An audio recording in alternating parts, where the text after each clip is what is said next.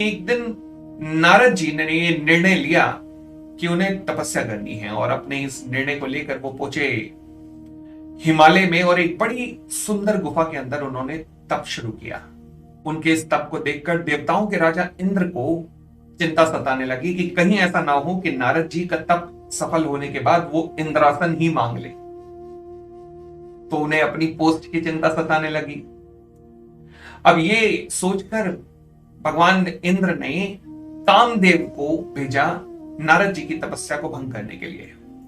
की आज्ञा लेकर कामदेव पहुंचे नारद जी के पास और पूरा यत्न कर डाला, परंतु नारद जी की तपस्या भंग नहीं हुई।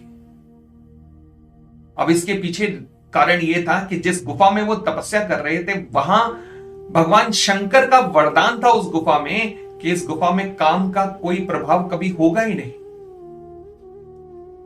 तो नारद जी की जब तपस्या खत्म हुई तो सभी देवताओं ने फूल की वर्षा की कि नारद जी आपने तो कमाल कर दिया, आपने तो आज वही काम किया जो भगवान शंकर ने किया था, आपने भी कामदेव को हरा दिया।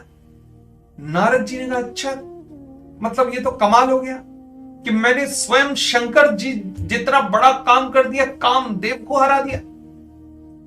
अब अपने मन में ये विचार लेकर नारद जी सीधा पहुंचे कैलाश पे, जहां कैलाशपति माता उमा माता पार्वती के साथ विराजमान थे। नारद जी ने प्रणाम किया भगवान शंकर को और कहा कि देखो भोले बाबा, आज मैं आपके बराबर हो गया हूं, आज मैंने भी कामदेव को हरा दिया है।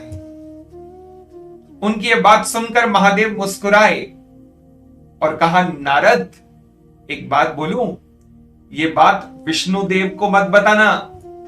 अब नारद जी के मन में विचार आया कि ये मुझे मना क्यों कर रहे हैं।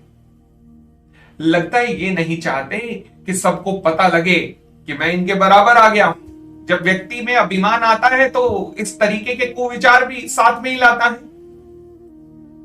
नारद जी पहुंचे सीधा ब्रह्मलोक और अपने पिता ब्रह्मदेव से बोले कि देखो ब्रह्मा जी, आपका ये पुत्र नारद आज शिव पद को प्राप्त कर चुका है, मैंने भी कामदेव को हरा दिया। ब्रह्मदेव मुस्कुराए और कहा नारद, ये बात विष्णु जी को नहीं पता लगनी चाहिए।